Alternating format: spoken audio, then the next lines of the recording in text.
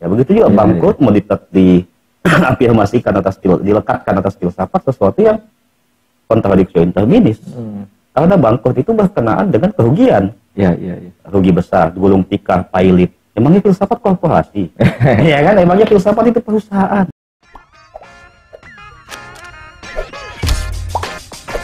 Welcome to Renaissance. Assalamualaikum warahmatullahi wabarakatuh, Sobat Renaissance. Berjumpa lagi bersama saya Muhajir, dan tentunya yang akan kembali menjadi pemateri adalah Kasabara, dan kita akan membicarakan tentang isu yang lagi hangat diperbincangkan. Oke. Dan ini menyentuh kajian kita nih. Oh iya. Makanya kita harus respon. Oh begitu ya. Karena kita selalu mengkaji itu ya, filsafat ya. Jadi ada yang sedang meremehkan filsafat dan menganggap filsafat sudah bangkrut, Kak. Bangkrut. Kayak tahu nggak? Lutfi Asyaukani itu yang bangkrut. Filsafat perusahaan ya. Itu saya tidak masih memikir maksud dari bangkrut. Mungkin dia maksud filsafat sudah tidak berguna lagi, sudah unfaedah ya. Ya, sudah unfaedah itu. Dikalahkan katanya sih yang saat ini ya sains begitu. Karena semua pertanyaan-pertanyaan filsafat itu ya sudah bisa dijawab sama sains. Katanya sih begitu gitu. Jadi ngapain lagi ada filsafat? Sementara ada sains sudah ada bisa menjawab pertanyaan-pertanyaan filsafat gitu. Ya kan? Nah, ini direspon oleh banyak orang, bahkan kayak Pak Tizar Kennedy ahli filsafat Jerman ya, itu merespon itu. Oh, saya belum baca tulisannya. Iya, tidak, dia komen di situ. Oh, dan menganggap bahwa Lutfi ini tidak paham filsafat.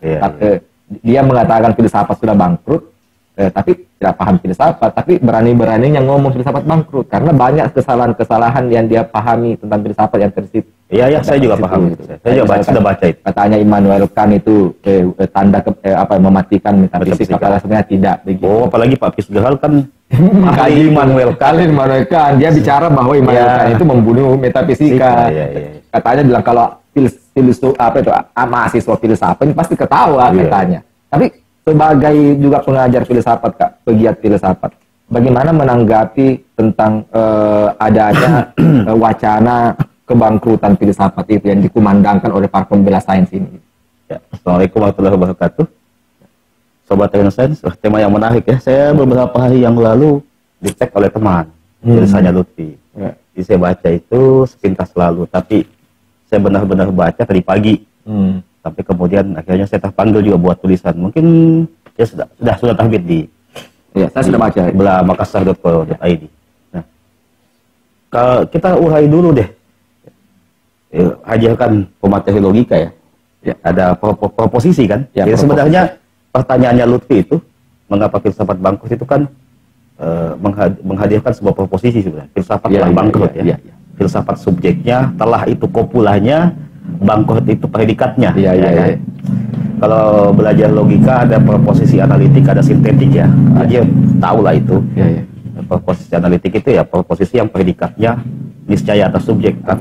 Saya Haji adalah seorang manusia ya, itu kan niscaya. Tapi kalau sintetik itu kan proposisi yang predikatnya bersifat mungkin atas subjek. Mungkin ya, mungkin tidak. Apa itu? Misalnya Muhajir orang ganteng. Nah, kan? Kegantengan itu adalah hal yang mungkin, tidak melekat ya pada saya. Ya, tidak sesuatu yang niscaya. Tapi ada, kita kenal juga proposisi yang kontradiksi interminis. Maksudnya predikat itu mustahil atas subjek. Tidak pas untuk subjek ya. Termasuk dalam proposisi filsafat telah bangkrut. Oh begitu ya. Ya itu bangkrut sebagai predikat. Iya, sama seperti kalau di tulisan saya sebut pepaya itu jahat. Ya kan nggak. Kalau pepaya itu manis, itu mungkin. Pepaya adalah buah-buahan, itu kan analitik ya. Tapi kalau pepaya itu jahat, ya nggak bisa dong. Ya kan, karena predikat jahat sangat mustahil diterapkan kepada pepaya. Ya begitu juga bangkrut mau diafirmasikan dilekatkan atas filsafat sesuatu yang kontradiksi interminis. Karena bangkrut itu berkenaan dengan kerugian. Rugi besar, gulung tikar, pailit. Emangnya filsafat korporasi? Ya kan, emangnya filsafat itu perusahaan. Sehingga dikatakan rugi ya. Emangnya filsafat berurusan dengan pundi-pundi. Ya justru sifat dasar filsafat itu berkenaan dengan hal yang bersifat metamateri. Ya kan, dia tahu kan, dia bukan hal yang material, bukan hal yang empirik, tapi hal yang meta empirik, hal yang meta materi ya orang bilang ya. untuk tidak menyebutnya metafisika ya, tapi sesuatu yang metamateri. Jadi justru filsafat tidak akan pernah bangkrut. Saya baca beberapa, saya menyebutnya asumsi-asumsi yang dibangun oleh Lutfi. Sudah benar kata Pak Hafiz Gerald, nggak paham ini orang. Ya betul. Ya, jadi kalau dalam logika ada istilahnya oversimplifikasi, mengambil kesimpulan dari argumen yang sangat sederhana kan? Iya. Begitu ya. Ya. Nah, dan saya temukan kontradiksi di situ, Pak. Ya, mungkin bisa dianalisis ya. Ya. Karena saya berkomentar di situ bilang, kok dikatakan bahwa filsafat sebagai aktivitas ya, perenungan, bertanya itu tidak akan bisa mati, tapi dia katakan bahwa filsafat sebagai ilmu bisa bangkrut. Itu kan, ya, kalau misalkan filsafat sebagai aktivitas perenungan dan bertanya tidak bisa mati, otomatis pasti. Ya, di situ kontradiksi intermedisnya. Ya betul. Itu gimana itu? Filsafat sebagai aktivitas berpikir kritis tidak pernah mati. Filsafat persoalan-persoalan filosofis akan terus hidup. Yang dimaksud kata Lutfi, filsafat sebagai disiplin ilmu bangkrut. Nanti kita akan urailah satu persatu asumsi-asumsinya. Ada beberapa asumsi yang saya baca. Cacat logikanya ya. Nanti Haji tolong ingatkan saya lah beberapa asumsinya yang bangun. Ya, bagaimana bisa? Gini, filsafat Lutfi memisahkan filsafat sebagai aktivitas berpikir manusia untuk mencari kebenaran. Ya, kasih tanda kutip lah kebenaran. Betul. Kemudian persoalan filsafat tidak akan pernah mati. Tapi yang dimaksud filsafat bangkrut atau filsafat mati adalah filsafat sebagai disiplin ilmu. Ya, bagaimana filsafat memiliki dasar sebagai aktivitas berpikir, memiliki struktur sistemik sebagai aktivitas berpikir, bagaimana filsafat memiliki metode untuk menjawab persoalan-persoalan filosofis kalau dia tidak punya struktur sebagai sebuah disiplin ilmu. Nah, itu. Yang konyol ketika menyamakan bahwa harus dalam kerangka sains disiplin ilmunya ya tentunya beda dong. Ilmu sastra kan tentunya tidak bisa disamakan dengan ilmu fisika. Iya, betul. Ilmu kebudayaan itu juga tidak bisa disamakan dengan ilmu biologi tuh. Iya kan pasti ilmu humaniora dan ilmu sains kan sains natural itu kan juga tidak bisa disamakan. Apalagi filsafat. Secara umum kalau sesuatu disebut disiplin ilmu kan kalau dia terstruktur, sistematis dan verifikatif. Ada struktur keilmuan, ada struktur metodologis yang jelas, kemudian sistemik dan pasti verifikatif. Bisa diverifikasi atau bisa divalidasi kebenarannya. Tentu saja standar kebenaran sains tidak bisa beda dong dengan standar kebenaran filsafat. Ya kan? Kalau standar kebenaran sains itu positivistik, apa itu ya rasional empirik. Nah, kalau filsafat kan tidak, dia berurusan dengan hal yang meta empirik sehingga ya tidak tepat juga ketika dikatakan validasi verifikasinya harus sebagaimana model sains memverifikasi sebuah kebenaran. Karena filsafat itu berkenaan dengan hukum-hukum berpikir, hukum-hukum rasional. Kayak gitu. Jadi filsafat sebagai sebuah disiplin ilmu tetap ada dalam artian dia sebagai sebuah disiplin ilmu yang terstruktur, sistematis dan verifikatif. Bisa diverifikasi kebenarannya kebenarannya begitu. Masalahnya mereka tidak percaya bahwa ada yang disebut sebagai realitas non-materi, realitas metafisik. Ini problemnya sebenarnya. Jadi ya misalnya kesadaran apa itu kesadaran coba dijelaskan dengan pendekatan biologi ya. Cinta dijelaskan dengan bagaimana bicara tentang keadilan, kebenaran, makna hidup. Apakah makna hidup bisa direduksi sebatas sains? Mau tidak mau ya filsafat. Akhirnya kan kita sudah lama baca kritikan itu bahwa ini mengantarkan kita pada paradigma yang mekanistik kan akhirnya. Melihat manusia ini sekedar struktur mekanis yang nirperasaan akhirnya.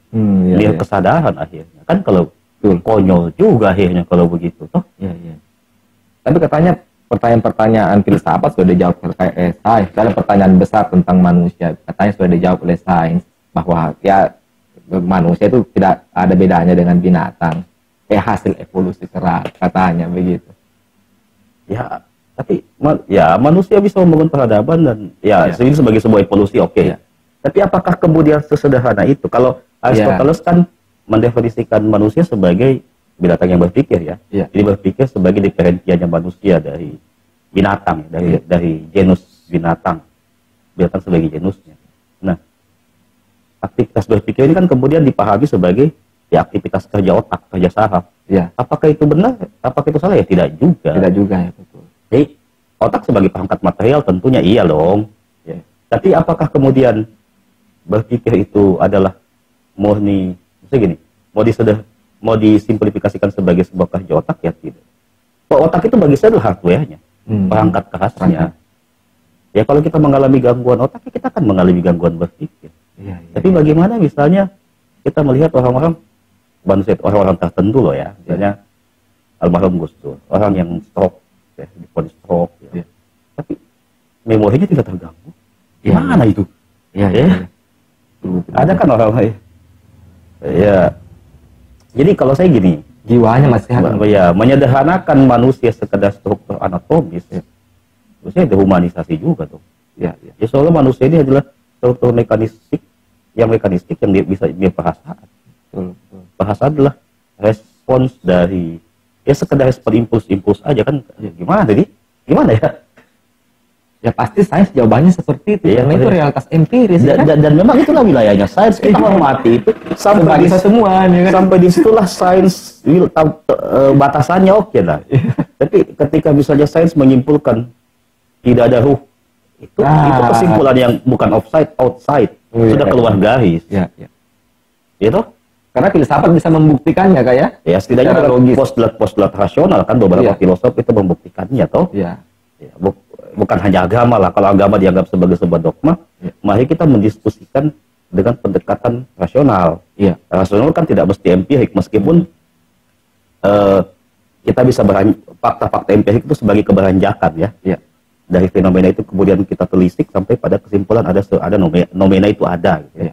Dari realitas fisikal kita kemudian berkesimpulan bahwa realitas metafisikal itu ada. Apakah ini sederhana pertanyaannya? Apa yang dipahami sebagai yang ada? Apakah sekedar yang terukur? Kalau dia terukur berarti dia punya batasan. Ada skala. Berarti ada nggak yang tak terhingga itu? Nah matematika saja kan mengakui ada yang tak terhingga. Betul. Nol kan? Bukan nol, ada yang tak terhingga kan? Bisakah adakah ukuran batasan bahwa yang paling berapa bilangan paling besar itu apa ya? Nggak ada kan?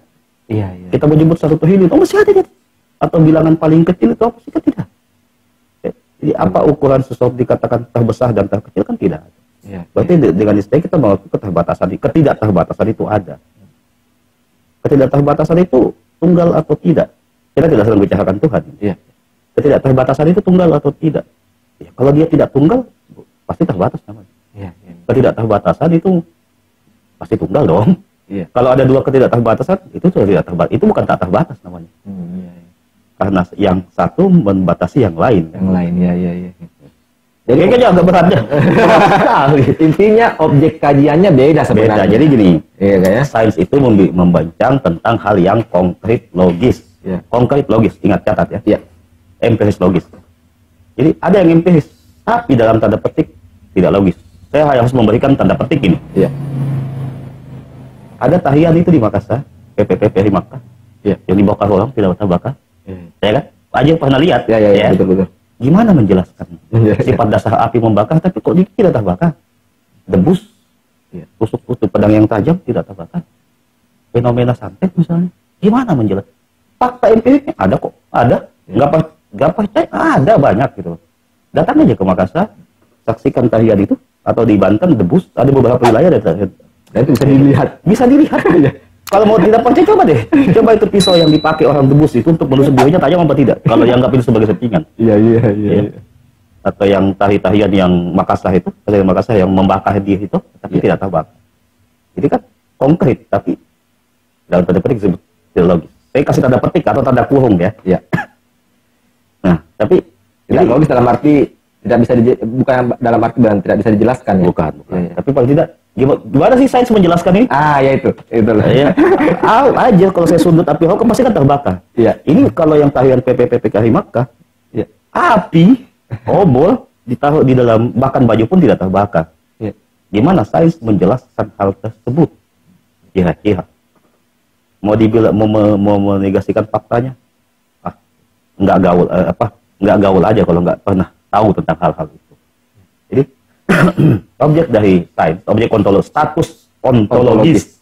Kalau mau keren-kerenan objeknya adalah konkret logis atau empiris logis. Jadi manusia apanya ya, hal berkenaan dengan anatomi tubuhnya, lah kedokteran, ya ilmu anatomi, biologi gitu kan. Ya. Nah, filsafat berurusan dengan apa? Filsafat berurusan dengan hal yang abstrak, logis. Abstrak tapi logis. Jadi berurusan dengan mind, pikiran. Ya. Makanya kan filsafat berkenaan dengan hukum-hukum berpikir. Sampai pada kesimpulan postulat berpikir. Ya. Ya. Ya. Makanya ketika saya tanya, ya, apa itu kebahagiaan? Itu pertanyaan filosofis atau pertanyaan filsafat atau sains? Ya, pertanyaan filsafat. Filsafat kan? Ya. Bagaimana haji memaknai hidup? Ya. Ya. Itu pertanyaan filsafat atau pertanyaan sains? Apakah itu pertanyaan sudah usang? Tentu tidak dong. Masa apalagi dianggap tidak berguna. Tidak berguna. Gimana ceritanya? Iya kan? Apa yang menurut Anda baik dan buruk itu apa? Pantas dan tidak pantas itu apa? Ya kan? Indah dan tidak indah itu apa? Itu urusan filsafat. Berkenaan dengan hal yang abstrak dan logis. Itu perlu dijawab ya. Ya, kalau sains mencoba menjawab itu dengan pendekatan saintifik, bukan tidak bisa, tapi saya yakin tidak akan bisa menjelaskan hal tersebut secara apa adanya. Karena sudah di luar lokus sains. Lokus sains ya. Masa iya mau dijelaskan kebahagiaan adalah respon hormon endorfin, bla bla bla. Aduh, gimana sih? Jadinya mekanistik sekali ya. Jadinya sangat mekanistik sekali. Misalnya cinta mau dijelaskan dengan pendekatan hormonal, gimana sih? Gimana sih? Atau cinta itu karena respons mata. Bagaimana orang buta? Orang buta bisa jadi cinta tuh? Iya betul. Padahal dia tidak bisa melihat. Iya. Orang buta, maaf ya, sorry, saya tidak pakai kata buta dan tidak anggap nanti kita disomasi. Tunanetra, sorry ya, tunanetra, dia tunanetra sekaligus tunarungu. Ya, otomatis indera mata dan indera telinganya tidak berfungsi. Apakah dia tidak bisa jadi cinta? Pasti, masa tidak bisa. Lalu, jadi kalau dikatakan cinta itu dari mata, dari telinga karena melihat wajah yang cantik, karena mendengar suara yang merdu, gimana dengan orang yang tunanetra dan tunarungu? Iya.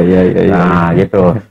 Jadi tidak sederhana itu cinta ya. Tidak sesederhana itu. Jadi tema-tema filosofis, tema-tema filosofis itu, filsafat itu punya ranahnya sendiri deh. Nah, itu dulu. Filsafat juga salah kalau memasuki ranah sains. Bagaimana? Iya. Bagaimana mencegah corona dengan pendekatan filsafat? Ya memang bukan bidangnya. Betul. Iya. Jadi nggak perlu dipaksa. Nggak perlu, jangan dipaksain deh. Ya. Sesuatu yang bukan bidangnya. Berikan sains ya. Iya, berikanlah sains, protokol kesehatan itu kasihlah sains, bukan filsafat. Ya kan? Tapi tools untuk bahagia. Ya. Di tengah pandemi misalnya. Ya. Iya kan? Memberikan motivasi di tengah pandemi kan. Iya loh. Filsafat kan bisa menjawab itu. Iya. Untuk meningkatkan optimisme hidup masyarakat, gitu kan? Jawaban-jawaban yang sudah tidak perlu ada arogan. Saya juga tidak sepakat ketika mengatakan filsafat adalah satu-satunya jalan mencapai kebenaran. Ini orang juga offside. Iya. Mari kita hargai filsafat, sains, filsafat, agama, bisnisisme, masing-masing punya ranahnya. Gitu. Ya. Objek kajiannya juga beda. Iya, gitulah. Iya. Nah, tapi ini mungkin yang terakhir kayak soal katanya sih fakultas mahasiswa filsafat. Mahasiswa saya di UIN Alauddin itu satu angkatan sampai saya pusing aja. 100-an orang. Katanya sudah tidak laku lagi tuh fakultas filsafat, dan pengeluarannya juga, outputnya juga tidak jelas. Dia kerja di mana, dia apa? Ini bagaimana menjawab ini sebagai dosen filsafat ini, Kak? Ya, kalau itu premisnya, lagi-lagi saya katakan maaf, oversimplifikasi. Iya. Orang kuliah kita kan ketahui, kenapa masuk sastra supaya jadi novelis? Kenapa masuk jurusan musik supaya seperti Iwan Fals? Konyol, lucu kan? Berapa banyak sih sarjana pertanian yang jadi petani? Berapa banyak sarjana ilmu politik yang jadi politisi? Ingat, keluaran filsafat bukan melahirkan profesi-profesi seperti dokter, akuntan, insinyur, bahkan bukan profesi-profesi yang karena filsafat bukan ilmu praktis. Filsafat ilmu teoritis yang tidak mengharuskan orang masuk laboratorium. Sehingga dia ilmu yang sifatnya terbuka. Ya kan, aja kalau mau belajar biologi, mungkin teorinya bisa, tapi kan untuk praktiknya harus ke laboratorium. Ya, dan itu skill. Itu skill. Harus dipelajari. harus dikutui baik-baik Pak, gitu kan. Kan filsafat ilmu yang terbuka. Dia ilmu yang hanya menisbahkan mau berpikir. Mensyaratkan apa berpikir? Kalau kita dulu itu harus belajar Hakus ya, Hakus plus kalau saya menambahkan. Radikal, analitis, kritis, universal, sistematis, plus reflektif kan. Jadi, latar belakang apa saja bisa. Dan kalau begini, ada pernyataannya Lutfi. Berapa banyak keluaran atau alumni fakultas filsafat yang menjadi filosof? Memang filosof itu profesi kah? Seperti akuntan, seperti dokter, seperti guru. Itu yang pertama. Atau mampu berpikir filosofis. Pertanyaan yang kemudian, berapa banyak sarjana pertanian yang menjadi petani? Kayaknya lebih banyak yang kerja di bank deh. Betul. Iya kan? Apakah ilmu pertanian juga gulung tikar gara-gara itu? Berapa banyak mahasiswa sastra yang jadi sastrawan? Berapa banyak sarjana ilmu politik yang jadi politik? Bisa kita dapat dia di bank tertentu misalnya. Saya ada kan sarjana pertanian. Jadi jadi ini problem pendidikan akhirnya, bukan sekedar problem jurusan filsafat. Ini menjadi problem pendidikan. Sudah bukan lagi problem spesialisasi bidang tertentu ya. Bukan spesialisasi bidang tertentu. Iya. Nah terus apa ya? Wejangan-wejangan Kasabara sendiri untuk memacu lagi optimisme para pelajar pegiat-pegiat filsafat ini gitu, agar dia tetap menganggap filsafat itu penting gitu. Ilmu, disiplin ilmu seperti apapun itu ada 3 hal ya kalau saya mau sebutkan kegunaan dari ilmu. Informasi, skill, dan self-reflection. Informasi apa? Ketika kita belajar sebuah ilmu, sebuah disiplin ilmu, ya kita mendapatkan banyak pengetahuan, informasi yang bersifat teoretik. Ya, tentu saja ini akan tidak praktis ketika dia tidak menghasilkan skill. Ya, jadi ilmu itu, kegunaan ilmu yang kita pelajari harus melahirkan skill. Skill ada 2, hard skill dan soft skill. Ya, kalau Anda belajar kedokteran, ya Anda menjadi ahli di bidang kedokteran. Hard skillnya ke dokter. Ya, teknik yang menjadi teknisi, saya kan. Nah, bagaimana ilmu-ilmu humaniora, bagaimana filsafat, gitu kan? Tentu juga melahirkan harus ada skill yang lahir. Ya soft skill. Ya. Jadi skill apa yang dimiliki oleh filsafat? Ya, dia skill yang akhirnya tidak dibatasi oleh satu profesi tertentu. Anda bisa menjadi seorang pengusaha yang sukses berbekal pengetahuan filsafat Anda dalam artian kemampuan berpikir Hakus plus tadi, radikal, analitis, kritis, universal, sistematis plus reflektif. Anda saja bisa menjadi jurnalis hebat saat ini, ya kan? Jurusannya teknologi pendidikan kok jadi jurnalis, bukan komunikasi kan? Ya. Pengajar filsafat pula ya. Bahkan mengajari filsafat anak-anak mahasiswa jurusan filsafat.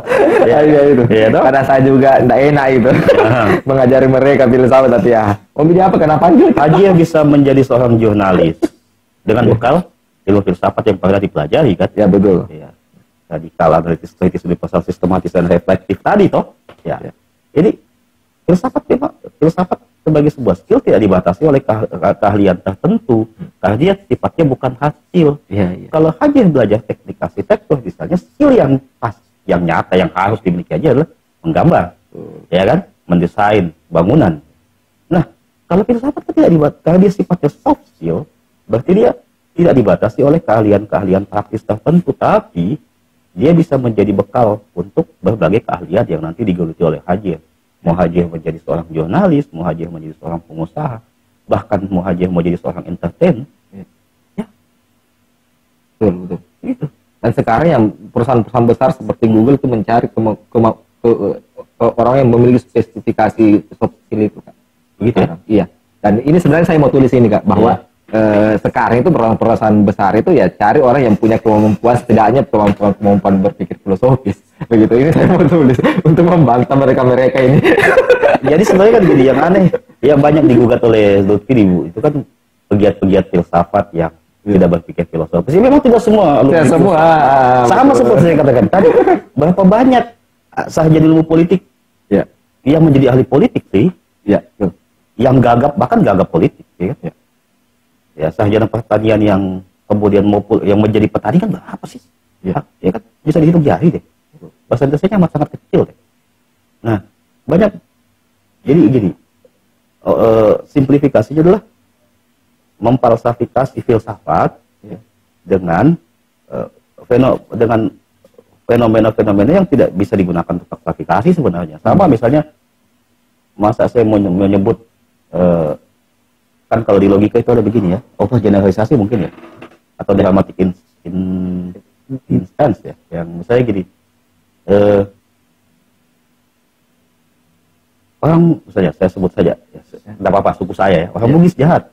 Kenapa? Orang Bugis A yang dia temui penipu, orang Bugis B yang dia temui preman. Tidak apa-apa ya, ini suku saya sendiri loh ya, tersebut saya jadikan contoh. Saya nggak mau suku orang lain. Suku saya sendiri lah ya. Ini kan namanya juga contoh. Orang Bugis C jahat. Masa kita mau berkesimpulan orang Bugis sudah orang Bugis jahat, kan salah itu. Ya karena apalagi Lutfi bilang ya kebanyakan ya kalau biasa digunakan istilah banyak yang keluaran filsafat yang tidak menjadi filosof atau bisa berpikir filosofis. Berarti Lutfi sendiri menurutku ada kan? Ada ya, betul. Pasti ada meskipun mungkin minor. Ya. Ada juga yang bagi saya agak aneh ketika dia menggugat filsafat itu membicarakan hal-hal yang tidak penting atau menghamba pada agama. Ya. Kalau saya sarkas ya, pilihan kata menghamba pada agama itu sarkas. Kalau bagaimana kalau saya sebut filsafat berkontribusi pada agama, sebagaimana filsafat berkontribusi pada sains. Filsafat diakui sebagai ilmu pengetahuan, karenanya sains lahir dari situ kan. Kenapa dia disebut ilmu pengetahuan? Berarti filsafat berkontribusi melahirkan sains, berkontribusi merangsang temuan-temuan sains. Bagi saya filsafat bukan menghamba pada agama, tapi filsafat berkontribusi pada agama. Menjelaskan dogma-dogma agama dengan rasional. Apa salah? Ya enggak ada apa yang salah di situ. Justru bagus. Ya, apa yang salah di situ kan? Salah nggak kalau saya ingin menjelaskan dogma iman saya dengan pendekatan rasional? Salah nggak? Dan dengan menggunakan pendekatan filsafat? Salah nggak? Pilihan katanya sarkas dia. Pilihan saya harusnya berkontribusi ya.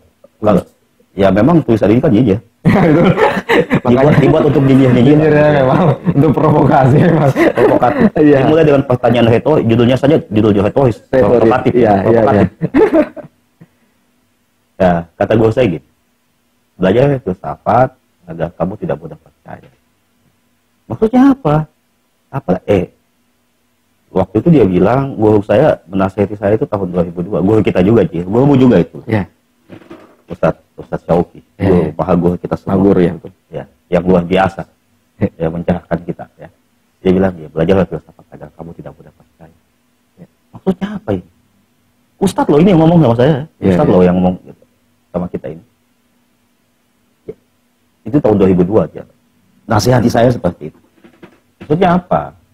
Ternyata semakin terasa pesan itu di era disrupsi digital ini. Bagaimana menyaring informasi sebelum men-share informasi kan? Nah, di sini paham tadi yang saya bilang radikal, analitis kritis, universal, sistematis plus reflektif itu benar-benar penting. Filsafat sebagai soft skill epistemologis, yang tadi itu, 6 itu yang saya sebutkan, ternyata benar-benar penting supaya kita tidak mudah terkelabui, ya, dalam hal keagamaan kita juga begitu, tidak mudah tercokoki oleh dogma. Akhirnya keberagaman kita menjadi keberagamaan yang lebih sehat kalau saya pribadi. Atau paling tidak, apapun pilihan-pilihan hidup kita punya dasar argumentasi, bukan karena ikut mayoritas, bukan ikut mainstream. Apa pilihan hidupmu? Bukan karena common sense saja. Jadi filsafat itu pentingnya apa sih? Anda punya pilihan hidup apa? Anda tentu saja butuh argumentasi, bukan sekedar karena memang sudah begini adanya. Ya kan? Ya betul. Tapi Anda punya argumentasi dari mana sebenarnya? Ya dari refleksi-refleksi filosofis. Makanya saya percaya pada dasarnya semua manusia itu berfilsafat. Hanya saja tidak semua manusia berfilsafatnya itu melahirkan pikiran-pikiran filosofis. Di sinilah butuhnya filsafat sebagai disiplin ilmu. Ya. Yang kemarin dia anggap bangkrut. Gitu. Ya betul. Oke. Saya kira sudah cukup ya. ini boleh, sudah sudah ya sebagai pembuka ya, pendobrak untuk mereka yang mengatakan filsafat sudah bangkrut ya, termasuk Bapak Lutfi Asyaukani ya.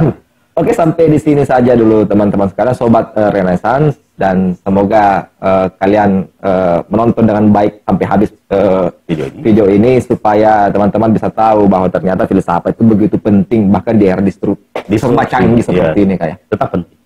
Oke, sampai di sini saja dan nantikan video kami selanjutnya. Assalamualaikum warahmatullahi wabarakatuh. Waalaikumsalam warahmatullahi wabarakatuh.